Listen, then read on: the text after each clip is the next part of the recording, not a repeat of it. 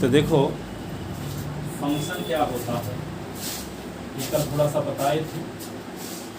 5 minute में हम highlight करते हैं ताकि आपको भी समझ में आ जाए। फिर आते हैं क्वेश्चन में। तो देखो यहाँ पे फंक्शन तो आप बचपन से सुनते चले आए हो। जैसे कहीं पे लिखा है fx बराबर एक्स स्क्वायर, ऐसे लिखा है fx बराबर क्या लिखा है एक्स स्क्वायर।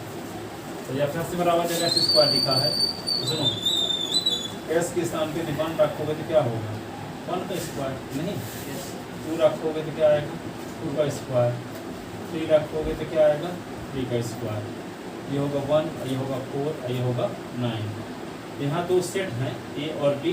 इस सेट के मेंबर हैं 1 2 3। इस सेट के मेंबर हैं क्या हैं 1 4 9। तो 1 संबंधित है 1 से और 1 2 रिलेटेड है 4 से और 3 रिलेटेड है 9 से। ठीक है। तो जिस रिलेशन के माध्यम से सेट ए के सभी एलिमेंट बी के यूनिक एलिमेंट से रिलेटेड होते हैं तो उस रिलेशन को फंक्शन कहते हैं। ठीक है। हर एक एलिमेंट संबंधित होने चाहिए बी के किसी न किसी एलिमेंट से। ठीक है। पर एक एलिमेंट का इमेज एक ही स्थान पर बनता हो। ऐसे मान लो यहाँ पे आर, जब ऐसी कंडीशन में आर का फिर एफ नाम दे देते हैं, फंक्शन है वो रिलेशन है, लेकिन ऐसा रिलेशन है जिसके माध्यम से सेट ए के सभी एलिमेंट, सेट ए का ईच एलिमेंट बी के यूनिक एलिमेंट से रिलेटेड होता है। तो ऐसे रिलेशन को क्या बोलते हैं फंक्शन।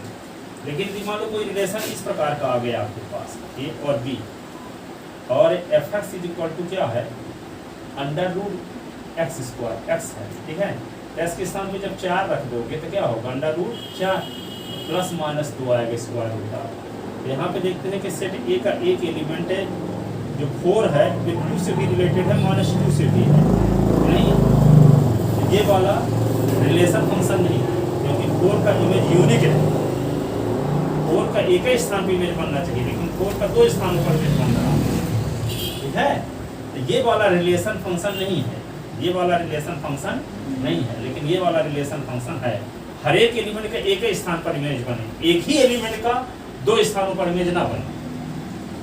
इधर के चाहे 25 एलिमेंट का इमेज एक पर बने तब भी फंक्शन है।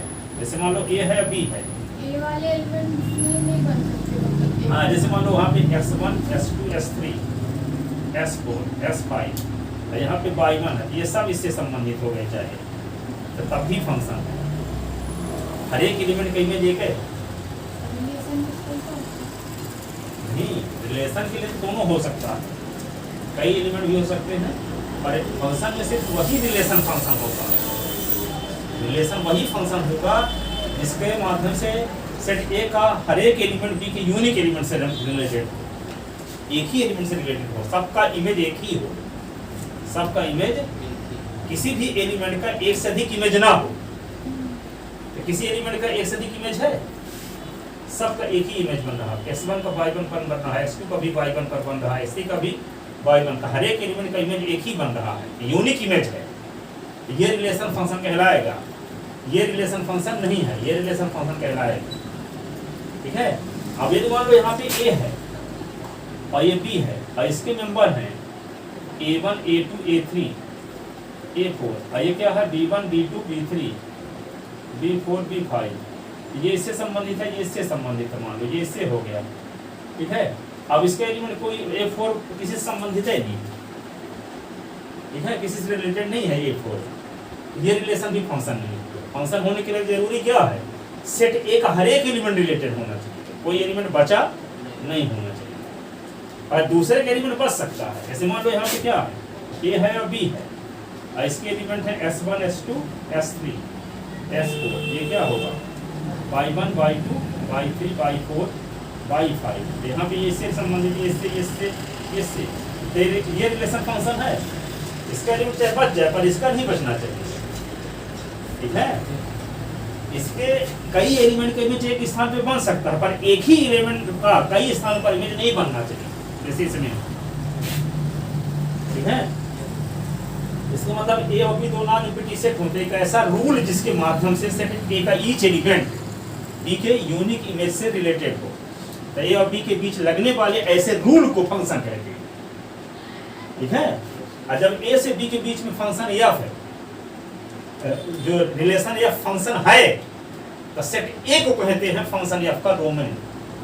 सेट ए को कहते हैं फंक्शन एफ का डोमेन और सेट बी को कहते हैं फंक्शन एफ का कोडोमेन।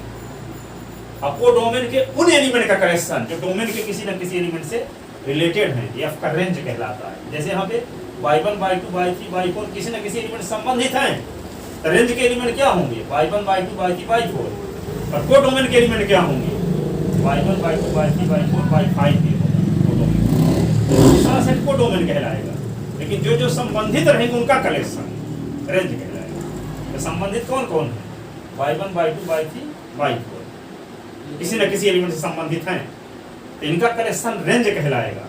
अब पूरा सेट बी क्या कहलाएगा? कोडोमेन। अब पूरा सेट ए क्या कहलाएगा? डोमेन। किसका? फंक्शन का, रिलेशन का नहीं, फंक्शन। दूसरा जिन दो सेट के बीच में डिफाइंड है, तो दूसरा वाला सेट कोडोमेन कहलाएगा, जैसे जो जैसा रिलेशन में था। दूसरा वाला सेट क्या कहलाएगा? कोडोमेन। पहला वाला सेट डोमेन, हाँ, और फंक्शन का। अब कोडोमेन के उन एलिमेंट का कलेक्शन जो डोमेन के किसी न किसी एलिमेंट का इमेज हो। डोमेन के किसी न किसी एलिमेंट का इमेज, तो y1 इमेज है किसी एलिमेंट का, है, y2 भी है, y3 भी है, y4 भी है, ये किसी न किसी एलिमेंट के इमेज है। तो इमेज का कलेक्शन क्या कहलाएगा? रेंज। इमेज का कलेक्शन क्या कहलाएगा? है ना? समझ में आया? सेट ए के हर एक एलिमेंट रिलेटेड होना चाहिए, जरूरी है। बी का कोई जरूरी नहीं है। अब देखो यहाँ पे हर एक एलिमेंट का इमेज अलग अलग है कि नहीं है, लेकिन इसमें हर एक एलिमेंट का इमेज अलग अलग नहीं है। ठीक है, ये भी फंक्शन है, ये भी फंक्शन है, तो दोनों अलग अलग प्रकार के फंक्शन है। तो हर एक एलिमेंट का इमेज अलग है ना, डिफरेंट एलिमेंट का इमेज डिफरेंट है। तो इस मैपिंग या फंक्शन, मैपिंग कहो चाहे फंक्शन कहो, पर्यायवाची है। ठीक है, तो इस मैपिंग को कहेंगे 1-1 मैपिंग। क्या कहेंगे? कब? जब डिफरेंट एलिमेंट का इमेज डिफरेंट, उसको कहेंगे 1-1। सबका सिंगल सिंगल इमेज क्या है? 1-1 मैपिंग या 1-1 फंक्शन।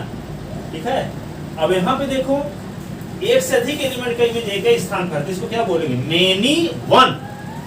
क्या बोलेंगे? मेनी वन फंक्शन है। ये क्या है? 1-1 फंक्शन है, ये मेनी वन है। ठीक है, अब यहाँ पे देखो यदि कोडोमेन का कोई एलिमेंट बचा नहीं है, ठीक है, तो उसको कहेंगे ऑनटू फंक्शन। जैसे यहाँ पे एक एलिमेंट, कोई एलिमेंट बचा नहीं है, सब एलिमेंट संबंधित हो, कोडोमेन वही है, वही रेंज भी है, कोडोमेन रेंज सेम है।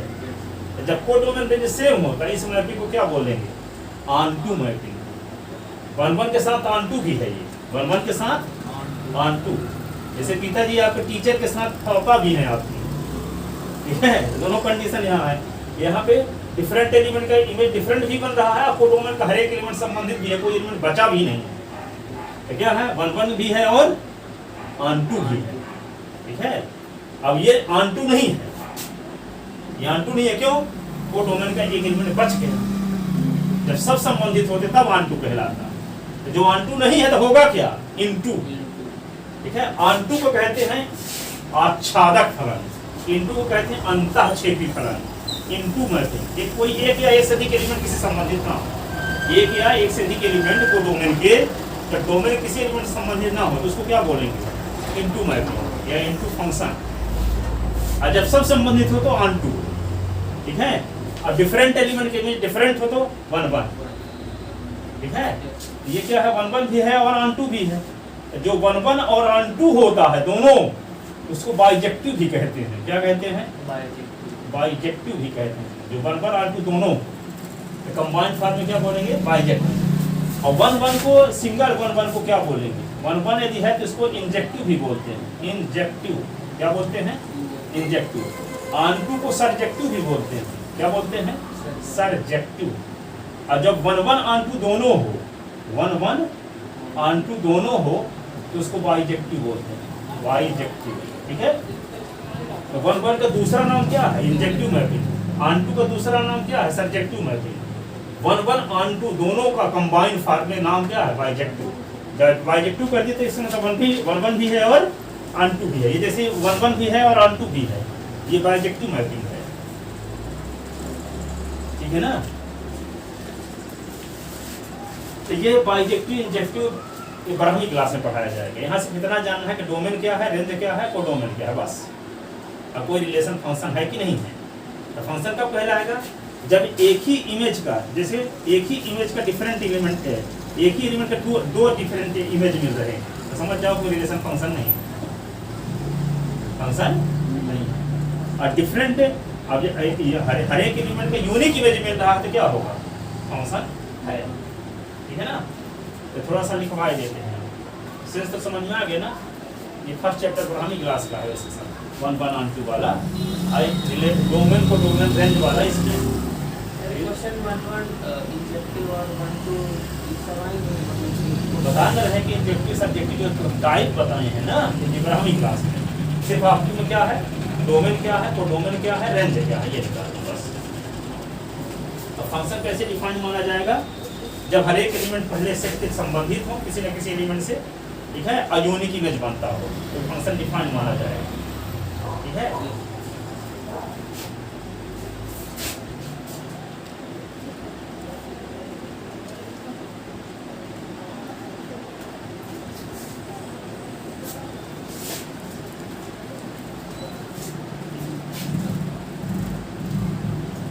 कुछ लिखवाए देते हैं, फंक्शन की डेफिनेशन, फंक्शन कल लिखवाए थे पर आज और दूसरे वर्ड में लिखवाते हैं।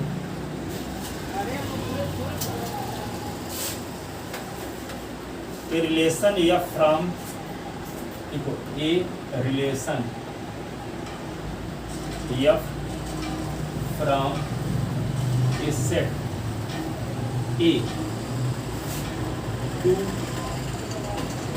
ए set B is set to be, set to be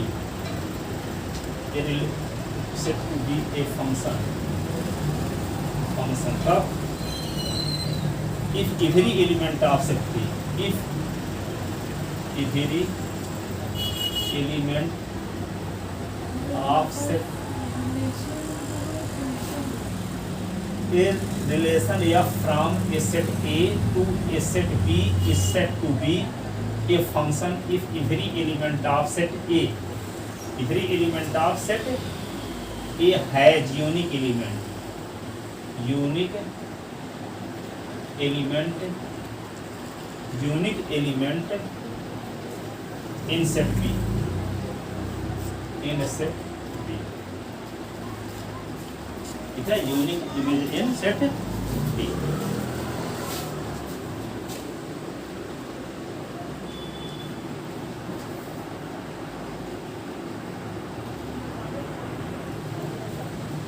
लिख ले,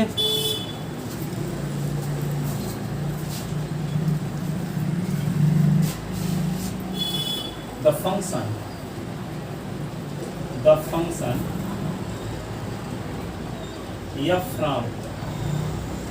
f from A to B is denoted by f from A to B, ऐसे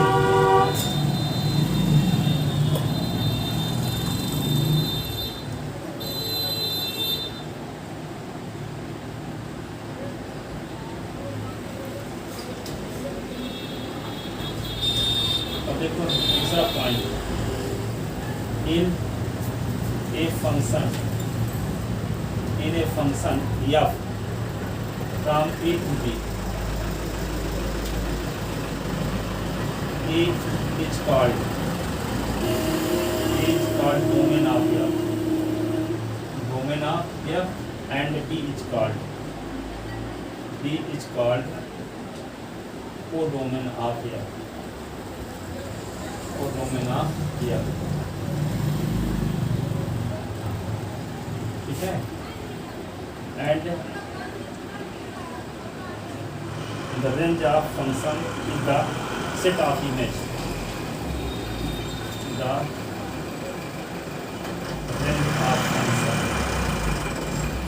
range of function is the set of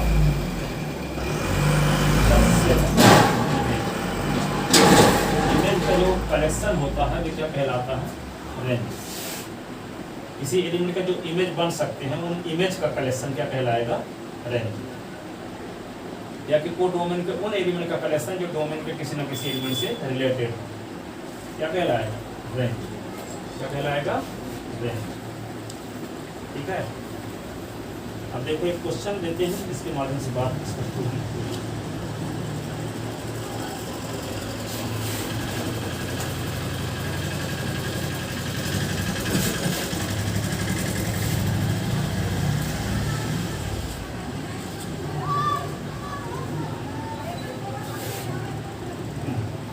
question ये है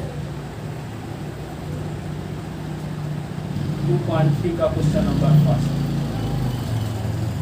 Which of the following relation? Which of the following relation? Which of the following relation are function? Are function? Question mark. कौन relation function है बता करो। Give reason.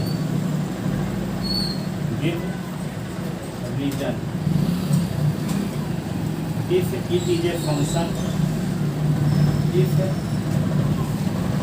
It is a function, function determine its domain and range. डिटरमाइन its domain and range। Domain and range. तो 3 relation दिए गए हैं। 3 relation में कौन रिलेशन फंक्शन है, कौन रिलेशन फंक्शन नहीं। क्या है? मान लो 2 1 5 1 8 1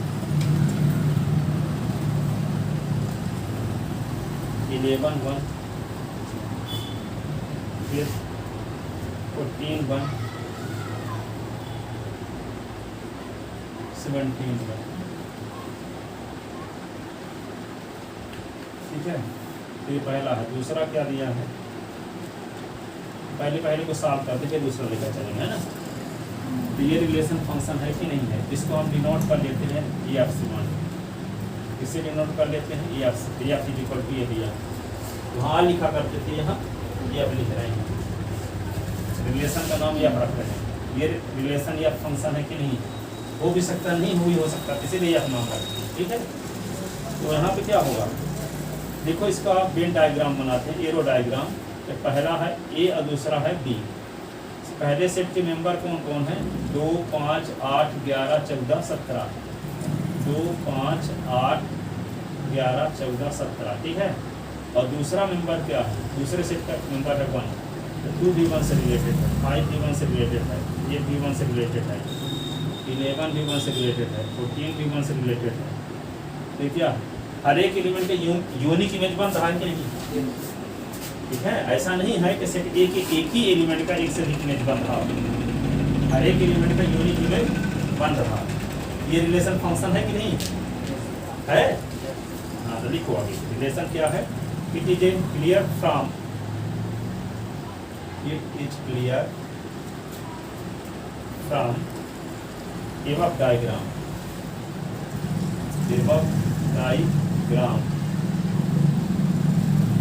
that no two order pair, that no two order pair have the same first component।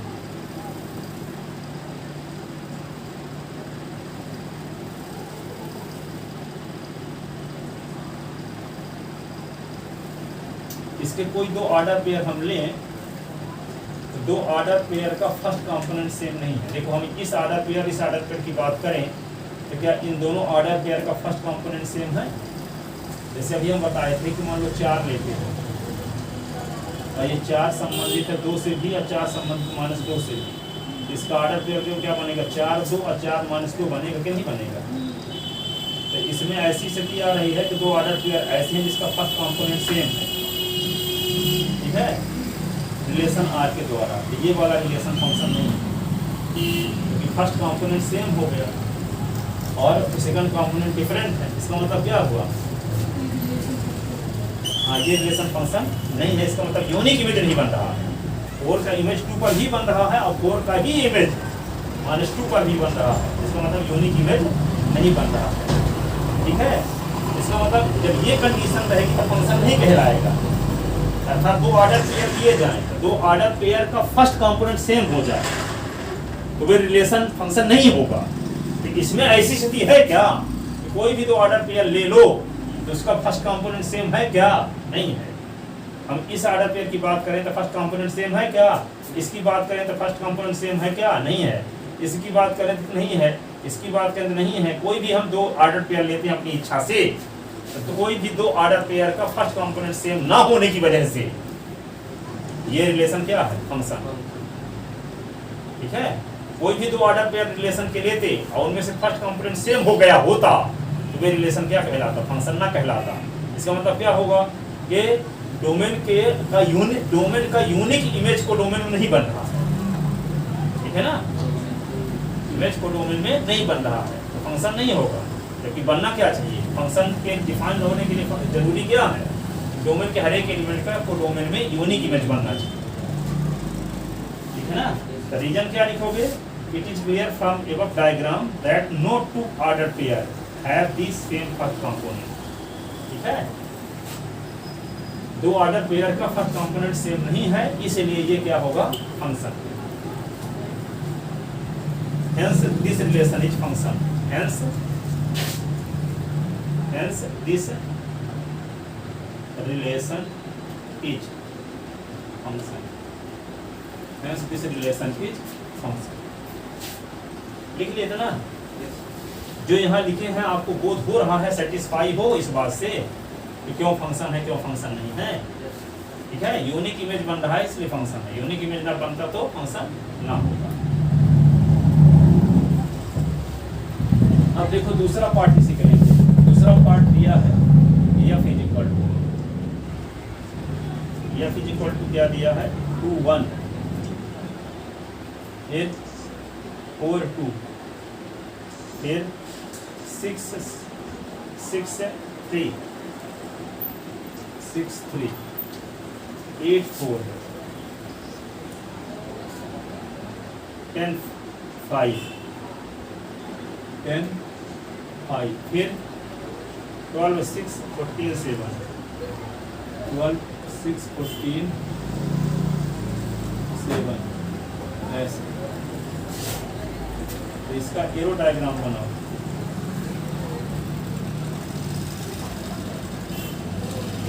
क्या होगा? पहला सेट ये होगा, दूसरे को बी माने। पहले सेट के मेंबर क्या है? 2 4 6 8 10 12 14 2 4 8 6 8 10 12 14। और सेट बी के मेंबर क्या? 1 से लेकर के 7 तक। 1 2 3 4 5 6 7। ये देखो इस प्रकार ये फंक्शन से एकदम 1 1 ऑन 2 है कि नहीं?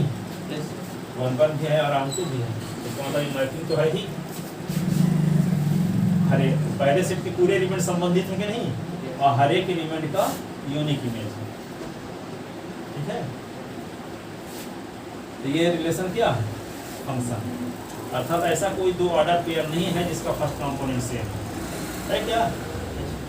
कोई ऑर्डर पेयर बताओ जिसका फर्स्ट कंपोनेंट सेम है। कोई दो ऑर्डर पेयर नहीं है ना? तो लिखो आगे। तो जब ऊपर वाले फंक्शन था ना तो उसका कहते जो फंक्शन है उसका डोमेन और रेंज भी लिखना है। लिखे नहीं थे उस ऊपर वाले का ना। फर्स्ट कंपोनेंट का कलेक्शन डोमेन होगा, सेकंड कंपोनेंट का कलेक्शन रेंज होगा। फर्स्ट कंपोनेंट का कलेक्शन डोमेन होगा और सेकंड कंपोनेंट का कलेक्शन क्या होगा? को डोमेन होगा, वही रेंज भी है। अब क्या होगा? इमेज जो बन रहा है वही ना है। को डोमेन का अता पता तो है ही नहीं हमको। देखो यहाँ पे दो का इमेज, इमेज जो बन रहे हैं तो उनका कलेक्शन का रेंज हो गया, हो करेगा भले कोडोमेन वही हो, कोडोमेन के बारे में तो पता भी नहीं है हमको, ठीक है, कोडोमेन तो पूछा भी नहीं है हमको ना, इसीलिए इमेज जो बन रहे हैं जितने में, तो इसमें तो सब इमेज वाले ही दिए गए हैं ना। जैसे मान लो 2 का इमेज क्या है 1, 4 का इमेज 2 पर, 6 का इमेज 3 पर बन रहा है, 8 का इमेज 4 पर बन रहा है, 10 का इमेज 5 पर बन रहा है, 12 का इमेज 6 पर बन रहा है, 14 का इमेज 7 पर बन रहा है। तो डोमेन के जिन एलिमेंट का इमेज जो बन रहा है, इमेज का कलेक्शन क्या कहलाता है? रेंज ना, लिखवाए तो है इमेज का कलेक्शन रेंज, ठीक है। तो इमेज जो इसका जिसका बना, अब कोई ऐसा एलिमेंट नहीं है जिसका इमेज ही ना बन रहा हो, वो होता तो कोडोमेन का कहलाता है। रेंज वाले एलिमेंट तो कोडोमेन में होवे करेंगे, पर जो एलिमेंट संबंधित ना रहता वो भी कोडोमेन का कहलाता, पर जो संबंधित है वो किसके कहलाएंगे? रेंज के। क्या कहलाएंगे? रेंज के। तब इसमें निकाल देते, इसके पहले वाले में भी लिख लेना, ठीक है ना, लिखे था इसको वही लिखो जैसे इसके पहले लिखे थे।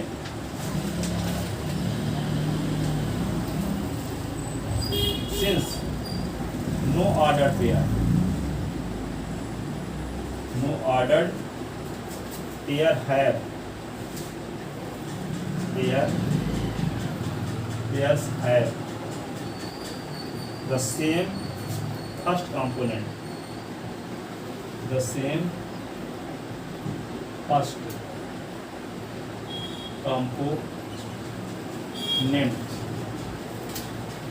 components, hence this relation is a function, hence this relation is a function। अब डोमेन क्या लिखोगे? Domain of pair is equal to set of first component of the ordered pair, set of first ordered, first component of ordered, first components of ordered pair, order pair के first component का relation क्या कहलाता है? Domain. क्या लिख देते हैं? Domain of pair, ई बना दिए, नीचे आप लिख दीजिए, तो क्या होगा? फर्स्ट कंपोनेंट के कौन कौन होगा? 2, 4, 6, 8, 10, 12, 14, ये होगा domain, domain of pair. Range of pair, range of F, range of F क्या होगा? Set of second component of order pair, set of second components of order pair, order pair. Range of F, second component कौन कौन है? 1, 2, 3, 4, 1, 2, 3, 4, 5, 6, 7, ऐसे लिख लीजिए। तीसरा part देखते हैं। तीसरा पार्ट एफ बराबर दिया है 1, 3, फिर 1, 5 और 2, 5। अब देखते हैं कि 1 का इमेज 3 पर भी बन रहा है और 1 का इमेज 5 पर भी बन रहा है। यूनिक इमेज नहीं रखता ये रिलेशन फंक्शन नहीं है। इसका एरो डायग्राम कैसे होगा? पहले से ये दूसरा से, इसका मेंबर क्या है 1 और 2, इसका मेंबर क्या है 3 और 5। ये ना संबंधित है, 3 और 5 संबंधित दूसरे में। तो 1 किससे संबंधित है? 3 से। 1 किससे संबंधित? 5 से। और 2 किससे संबंधित है? 3 से। ठीक है। तो डोमेन में एक ऐसा एलिमेंट है जिसका पहले सेट में एक ऐसा एलिमेंट है जिसका 2 इमेज बन रही है, यूनिक इमेज नहीं बन रहा। तो यूनिक इमेज ना बनने की वजह से क्या होगा? ये रिलेशन फंक्शन नहीं है। अर्थात 2 ऑर्डर पेयर ऐसे हैं जिसका फर्स्ट कंपोनेंट सेम। देखो ना, 1 3 और 1 5 दो ऑर्डर पेयर ऐसे हैं जिसका फर्स्ट कंपोनेंट सेम है कि नहीं है? उसके साथ 5 के लगाओगे ऐसे।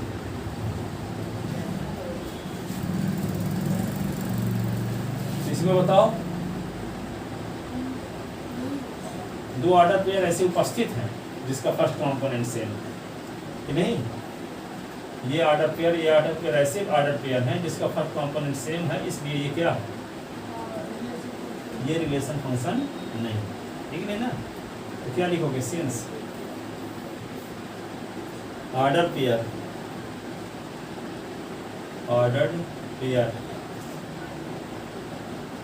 ordered pairs 1 3 and 1 5 have the first component same. The first components same. First component same. So this relation is not function. This relation is not. जब ये रिलेशन फंक्शन ही नहीं है तब डोमेन और रेंज डिफाइन ही नहीं होंगे। डोमेन और range define नहीं होंगे, जब फंक्शन होते तब डिफाइन होते। निकले था ना? अगला क्वेश्चन है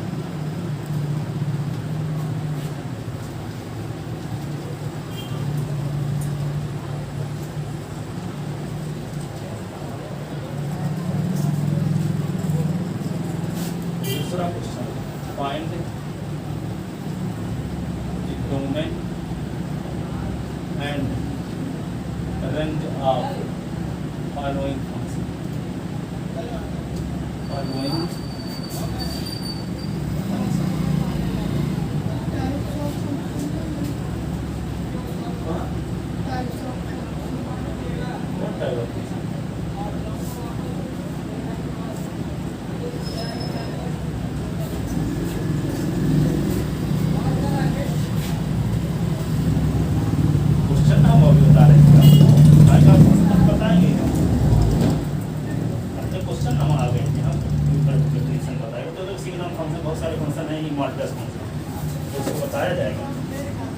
अभी तो हम फंक्शन को समझाना चाह रहे हैं कि डोमेन क्या होता है, रेंज क्या होता है, कोडोमेन क्या होता है।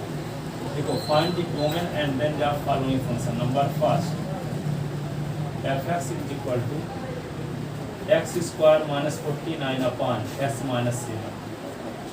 दूसरा, f(x) is equal to minus mod of x। तीसरा, f(x) is equal to root of 9 minus x²।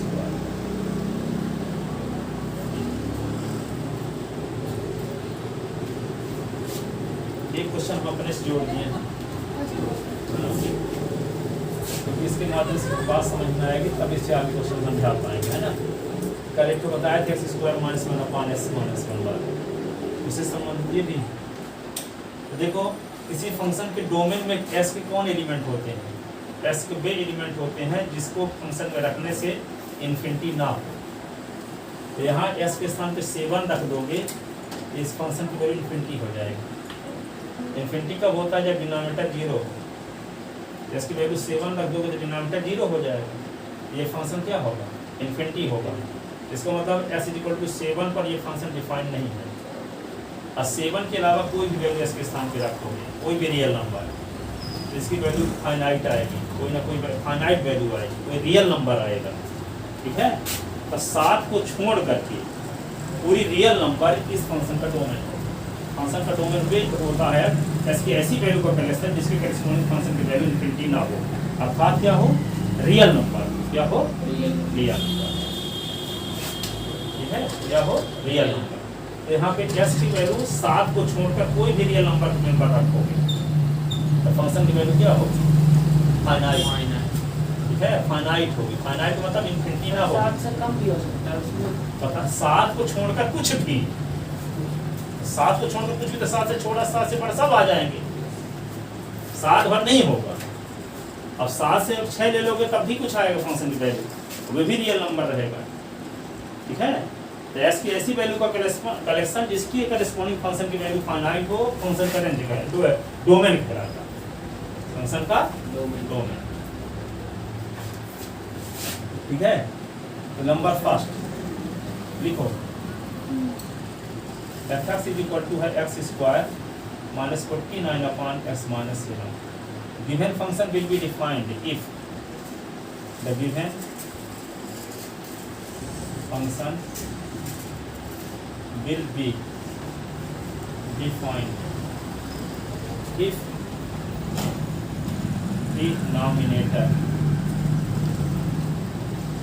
denominator is not equal to 0. X minus 7 is not equal to 0. The x is not equal to 7. Thus domain of f is equal to r minus singleton से 7. Real number के collection में से एक element को निकाल दोगे, कौन element को? 7 पर। तो जो सेट बचेगा वे क्या होगा? फंक्शन का डोमेन होगा। क्यों होगा डोमेन? क्योंकि 7 को निकाल देने से रियल नंबर में जितने एलिमेंट होंगे सब एलिमेंट के करस्पॉन्डिंग फंक्शन की वैल्यू फाइनाइट आएगी, इन्फिनिटी माइनस इन्फिनिटी नहीं आएगी। इन्फिनिटी तो एक पॉइंट पे आने वाला था 7 पर, तो उसको तो निकाल ही दिए हम। तो आर में से 7 को सब्ट्रैक्ट कर देंगे तो शेष एलिमेंट बचे रहेंगे आर में। तो अब जो बचे हुए एलिमेंट हैं उनमें से कोई ऐसा एलिमेंट नहीं है जिसको फंक्शन में रखने से इन्फिनिटी आएगी। एक पॉइंट तो था कौन? 7 पर, उसको तो निकाल ही दिए हम आर से। ये डोमेन हो गया, ठीक है।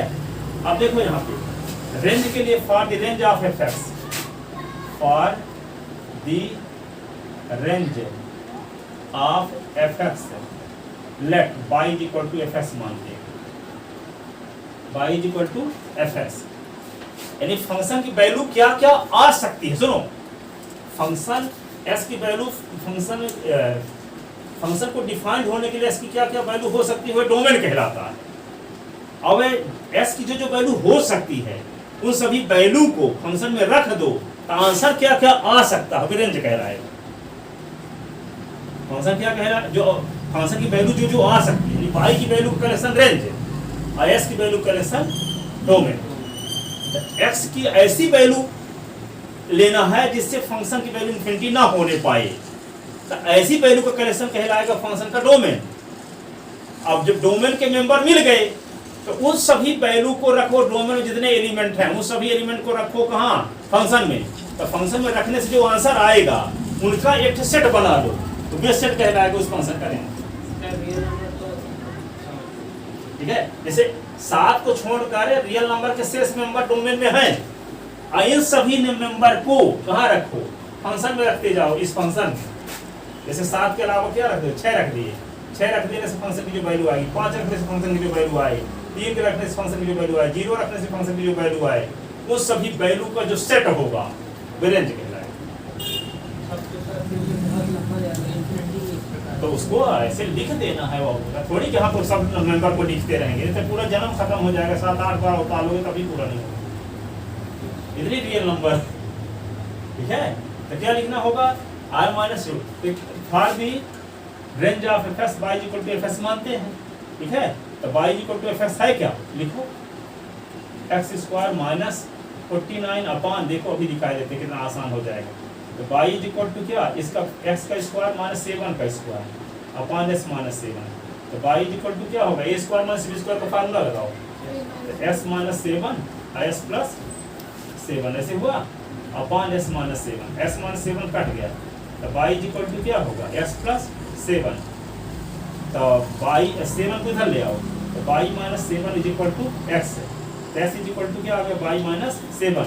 अब आपको पता है but x is not equal to 7, पता ना है कि डोमेन में 7 शामिल नहीं है। तो डोमेन में 7 शामिल नहीं है तो रेंज में कौन सा शामिल नहीं होगा ये पता लगाना है ना।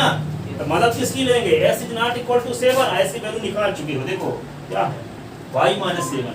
तो यहाँ s की वैल्यू रख दो, क्या होगा? y minus 7 is not equal to 7, ठीक है।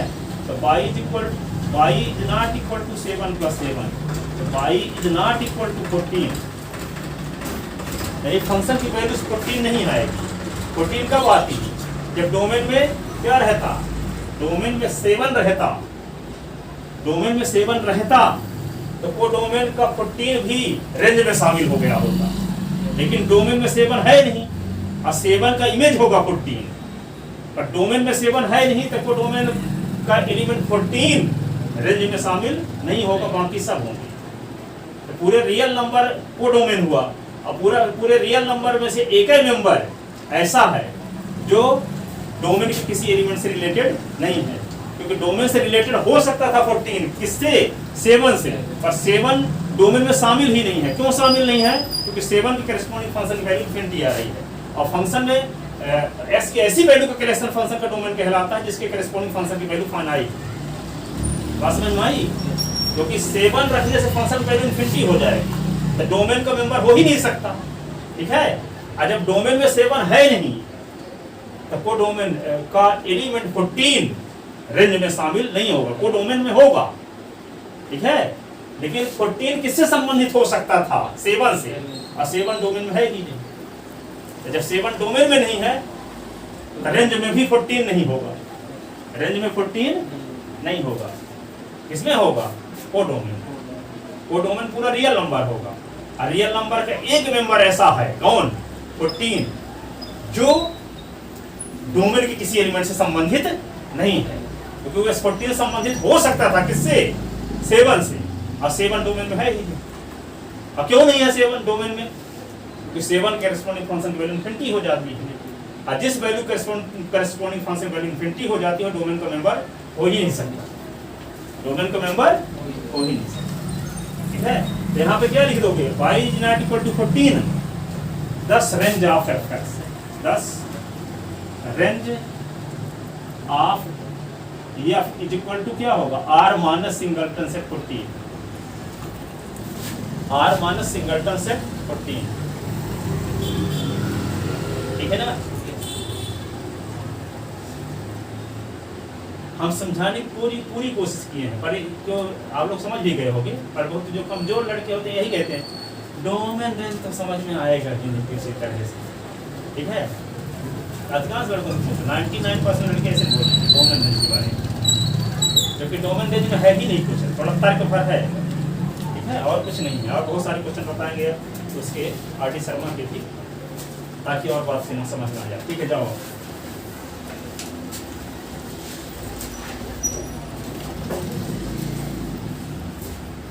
कल आना है 10 बजे, है ना? 10 से 12 टेस्ट है, ये सब आएंगे क्वेश्चन, जैसे ये वाला।